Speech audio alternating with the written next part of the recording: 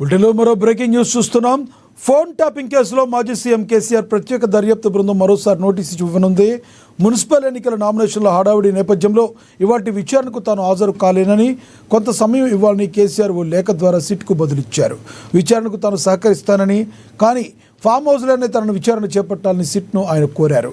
ఈ నేపథ్యంలో ఆయన విజ్ఞప్తిపై సిట్ చీఫ్ నేతృత్వంలో అధికారులు భేటీ అయ్యారు. వీలైతే ఇవాళ రెండోసారి నోటీసులు ఇచ్చి రేపే విచారణ జరపవచ్చునని సమాచారం.